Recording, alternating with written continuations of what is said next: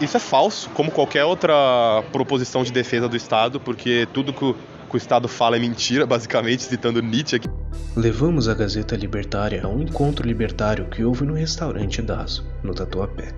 De temática atípica no dia a dia da maioria dos brasileiros, o mais diferente foram as conversas que se iniciaram naquela mesa. Dentre elas, a que fomos dispostos a propor para esse vídeo. Como libertários veem a sua fé em contraste com a visão libertária e como veem o Estado se propondo a fazer uma suposta defesa de suas respectivas religiões e liberdades de crença. Tema esse muito repercutido pela comunidade, mas que infelizmente só fica a voz daqueles que detêm popularidade. Como aqueles que vivem essa luta de fato encaram essas questões complicadas? Sejam bem-vindos a mais um Contra-Jornalismo Conquiano. Salve, salve comunidade libertária, eu sou o Dan e sejam bem-vindos para mais uma matéria do Contra-Jornalismo Conquiano. E hoje a gente vai estar aqui fazendo perguntas para as pessoas de como elas enxergam esse contato da religião com o libertarianismo. Segue aí. A gente está aqui com o Nicolas, certo? Eu queria fazer uma pergunta para você, Nicolas, sobre como você enxerga o contato entre a tua religião e o libertarianismo.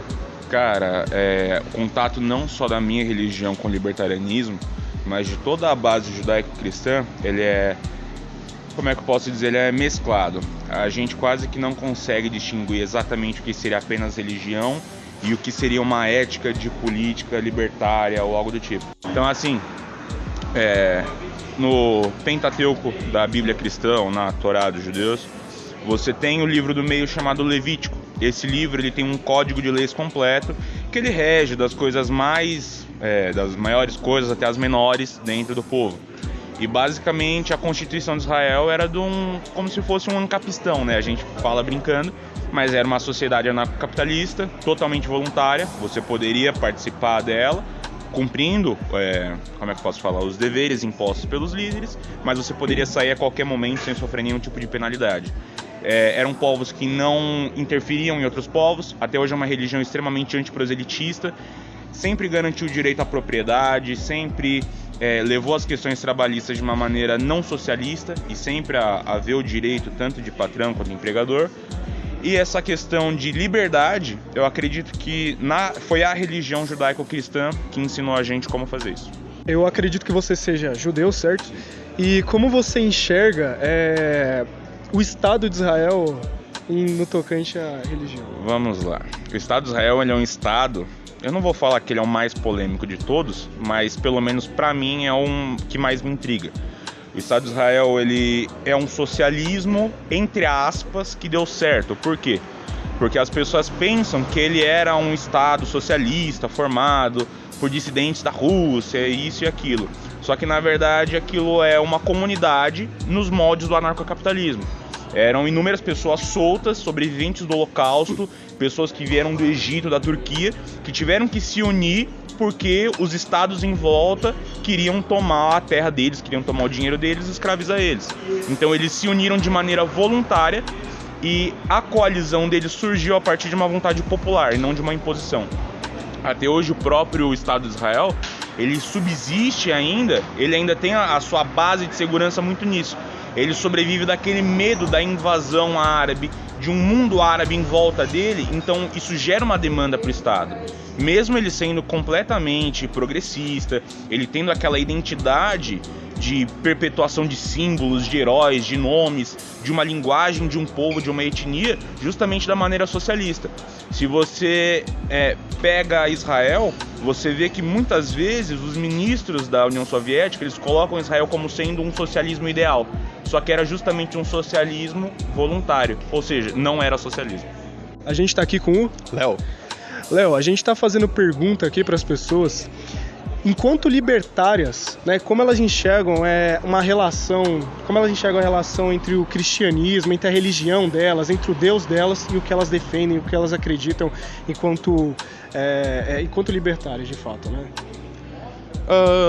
Em relação a isso, eu não sou cristão, né? Eu acredito em Deus, eu não tenho nenhuma religião específica, mas eu acredito que existem dois ensinamentos que tem em todas as religiões, que é a chamada lei de ouro e o que eu chamo de lei de prata também, né? São basicamente juntas. E isso bate muito com o que se entende também por lei natural, que eu também sou justnaturalista, acredito na lei natural. Então, a lei de ouro, ela é conhecida por básica, né? Faça aos outros o que você quer que seja feito a você. Ame o próximo como a ti mesmo, para quem for cristão. Existem várias variações dessa lei em várias religiões, porque no final esse é um dos conhecimentos mais antigos da humanidade e um dos mais básicos. E eu entendo isso como uma questão mais moral, na questão no sentido de, tipo, fazer para as outras pessoas o que eu quero que façam para elas. Então, entra uma coisa positiva nisso. Positiva no sentido de fazer algo, não de não fazer algo. Então, se eu quero, sei lá, vou fazer o bem, se alguém caiu, eu vou ajudar a levantar, porque quando eu cair, a pessoa vai me ajudar a levantar, nesse sentido. Essa é a questão da lei de ouro. Aí existe a lei de prata, que é o oposto dela, né? Que é o não fazer aos outros o que você não quer que seja feito a você. Então, se eu não quero que batam em mim, não vou bater nos outros. Se eu não quero que, sei lá, me xingam, não vou xingar os outros, etc. E entra, essa aí é o que eu vejo mais como a ética, que entraria junto, inclusive, nessa questão da ética libertária para quem é libertário, de uma questão negativa, de não inferir o direito dos outros. Então, basicamente, eu vejo essas duas leis como principais leis, né, da moralidade, da ética do ser humano, e essas leis também estão completamente inseridas em várias religiões, budismo, religião zen, cristianismo, praticamente qualquer religião vai ter a lei de ouro escondida em algum lugarzinho ali, falando, faça o bem para que o bem seja feito a você também, e basicamente desse jeito as coisas acontecem. Eu acredito que está relacionado nesse sentido. E aí eu vejo isso justamente junto com a minha visão política, né? Eu acredito que o Estado ele fere as duas leis. Essa é a questão. A partir do momento que ele não respeita a autonomia das pessoas, das comunidades, etc., ele fere a lei de prata. E a partir do momento que ele existe, ele fere a lei de ouro. E aí eu penso que, sei lá, essas leis meio que foram dadas por Deus, de certa forma. Não Deus no sentido de um cara lá em cima que falou, essas são as leis que eu tenho que seguir. Mas Deus no sentido de energia criadora do que criou o universo e o que causa a ordem. O que você acha de quando o Estado se propõe a defender a sua liberdade de crer no seu Deus em frente a algum antagonista? O que você acha disso? Isso é falso, como qualquer outra proposição de defesa do Estado, porque tudo que o Estado fala é mentira, basicamente, citando Nietzsche aqui, não gosto muito dele, mas essa frase é boa. Tudo que o Estado faz, basicamente, é uma falsa premissa, né, de falar, vou te defender, mas ao mesmo tempo não defende, né? Simplesmente ele não defende. Se ele vai falar a essência do Estado, o que define o Estado é o monopólio da força. Então, a partir do momento que ele me impede de usar força, ele não me deixa eu defender. Por que eu não posso defender a minha própria crença? Por que eu tenho que delegar a minha autonomia de defesa para outra entidade, outra pessoa, ou instituição, qualquer outra coisa? Isso por definição, para mim, já é agressivo. Então, não tem como, mesmo que fale, não, é para te defender, mas se a premissa disso já tá me atacando, não tem como me defender. Aí uma boa pro Paulo Cogos, né? Bom, a gente tá aqui com o... Stefano Silva. Stefano, você acredita em Deus? Não, eu sou um ateu convicto. Eu não acho que dá pra gente provar se Deus existe ou não, mas eu acho que na ausência de evidência a gente deve supor que ele não existe. E especialmente todas as religiões que existem, eu tenho certeza que foram feitas pelo homem, né? E, por exemplo, sei lá, o cristianismo, você vê que claramente ele veio do zoroastrismo, do judaísmo, que foi influenciado pelo zoroastrismo, pelas, religiões babilônicas. Eu acho que todas as religiões que existem certamente não são verdadeiras, foram criadas só pelos homens mesmo. Sim, mas você, enquanto libertário, eu acredito que defenda a liberdade das pessoas de acreditarem no seu Deus e frequentarem seus templos, correto? Liberdade de pensamento absoluta. Liberdade de pensamento absoluta. E quando o Estado, por exemplo, se propõe a defender a liberdade das pessoas, né, se é que a gente pode chamar assim, de pensar, de adorar os seus deuses ou fazer o que lá que for, quando ele se propõe a defender de um antagonista, como o socialismo ou qualquer coisa do tipo? Ele faz isso da mesma forma que, por exemplo, ele diz que, vai defender o direito dos gays, mas na verdade ele só usa isso para criar divisão na sociedade, né, e falar que, os héteros estão oprimindo os gays, ou as mulheres, a divisão. O Estado ele sempre aponta para o inimigo, é aquela velha estratégia de dividir e conquistar, né? Então ele fala para as pessoas que ele vai defender as liberdades dela, mas na verdade ele só está fazendo essas pessoas de trouxa para conseguir o apoio delas, para o próprio Estado conseguir mais poder e no fim das contas oprimir todo mundo. Mas digamos que hoje, nesse momento aqui, eu sou cristão, ele acredita que também, as outras pessoas têm suas religiões, nós podemos, né, acreditar nos nossos deuses, correto? Mas e se hoje, nesse momento, chegasse alguém e falasse, pô, a gente é socialista, a gente vai vir aqui, vai acabar com isso daí, e tivesse alguém dentro do Estado que falasse, não, a gente vai permitir que as pessoas continuem adorando seus deuses, continuem frequentando seus templos. Você apoiaria o Estado nesse sentido? Sim, o Estado, a gente não deve apoiar o Estado jamais, mas na ação de defender a liberdade a gente deve. Então, por exemplo, se eu ver um policial, por exemplo, impedindo um roubo, ou sei lá, um assassinato, eu não acharia que essa atitude tá errada. O Estado tá errado. Mas na atitude específica de proteger, se ele realmente estiver defendendo a liberdade das pessoas, isso deve ser defendido. Então você acredita que o Estado pode defender, o Estado pode ser uma arma para a nossa liberdade? Você acredita que nós libertários podemos usar isso?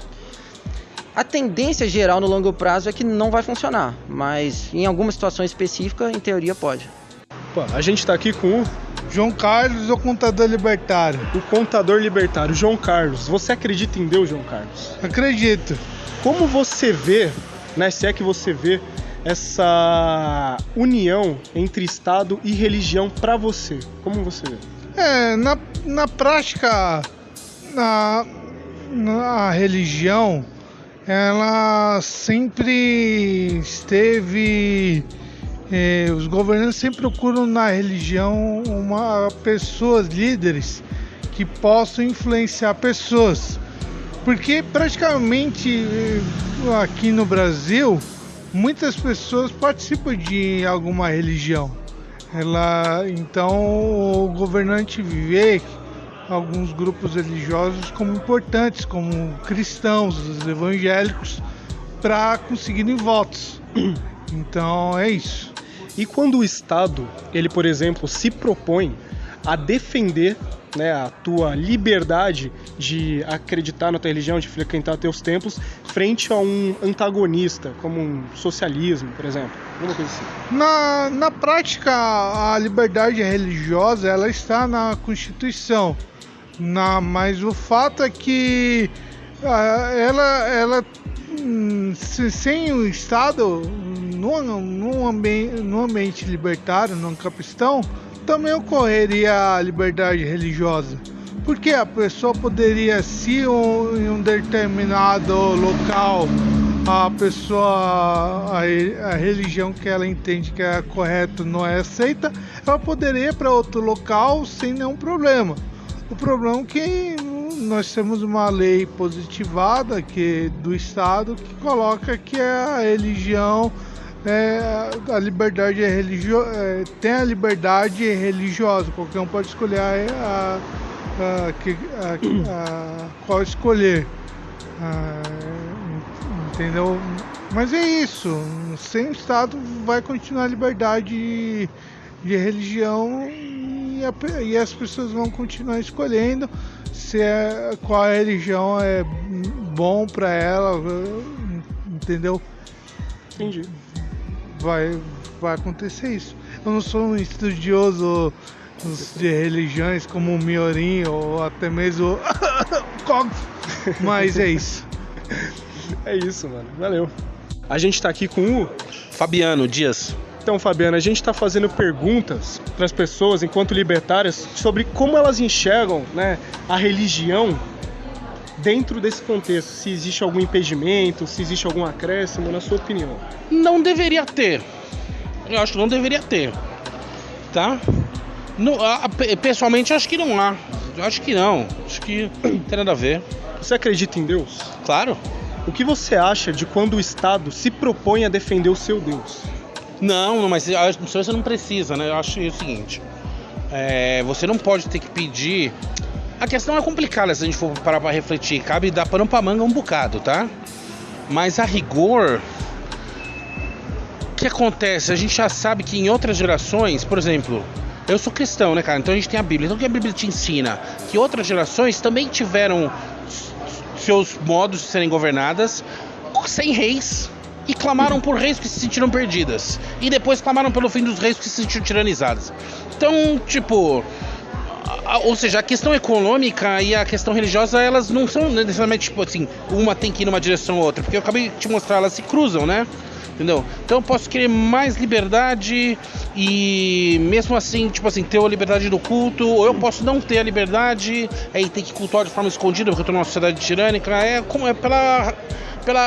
pela ocasião, né? Você acredita... Mas o importante é que se eu entendi tua pergunta, que há uma ligação direta, se eu sou libertário, eu tenho que... Não há ligação. As coisas podem andar em paralelo, tudo numa boa. Você acredita que a Bíblia, você enquanto cristão, traz alguma justificação moral pro libertarianismo, pro anarcapitalismo? Eu acredito que sim. Eu acho que sim. Tanto que você vê, isso aí é o que aprendi lá com o professor Hans Hermann Hoppe, né, cara? A primeira instância de libertarianismo começa lá na escola de Salamanca, né? Ou seja, os padres que estudam aquela interferência do ouro das navegações dentro da Europa, mostrando que, tipo assim, porque muitos diziam assim, nossa, terras novas, ouro abundante, todo mundo vai ter dinheiro, e na verdade isso não aconteceu. Então esses padres deram um passo à frente e falaram assim, a gente tem que estudar para entender por que isso não aconteceu. Então, inclusive, esse é o berço do capitalismo, e não aquela história do Max Weber, que já foi desprovada há anos, as pessoas não sabem, mas já foi desprovada há anos, né? E... então... sim, né, cara? Tipo assim, justamente, essa história que eu te contei mesmo dos reis já é uma história que faz você ter uma reflexão sobre a economia e sobre, sabe, o quanto é importante você ter uma certa autonomia econômica para você poder ter uma vida moral, uma vida bacana. Então, eu acho que sim, eu acho que a Bíblia, assim, é um guia para você poder entender que economicamente você tem que depender mais de você e de Deus do que outras estruturas que venham te ajudar de fora, sabe? Você pode até depender da bondade de outros, porque você também tem bondade e também faz pelos outros. Essa dependência ainda é válida. Agora, a dependência de uma super burocracia super bem planejada pelos super gênios, aí eu acho que a Bíblia desencoraja isso sim. Isso. Obrigado. Valeu. A gente tá aqui com o Vitor. Vitor, você acredita em Deus, Vitor? Não. Não acredita em Deus, Vitor? Mas como você enxerga a questão da religião e do libertarianismo para as pessoas? Eu acho que, em certa medida, a religião talvez não seja um aspecto tão relevante. Assim, eu acho que cada um tem a liberdade, assim, de fazer o que quiser e se organizar, desde que isso não afete as outras pessoas, ou seja, não tentar impor uma religião de modo autoritário, porque a religião historicamente sempre esteve muito, uma relação muito próxima do Estado.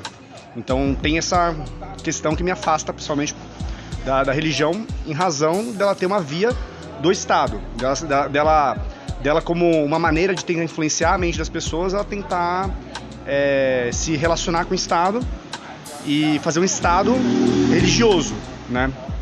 E é isso que eu acho que me afasta, mas eu acho que cada um pode se organizar do modo que quiser e cada um tem sua fé, mas eu pessoalmente eu não acredito e não quero pra mim, mas eu acho que as pessoas se organizam, né? Então você acredita que as pessoas devem ter sua liberdade de expressar suas opiniões.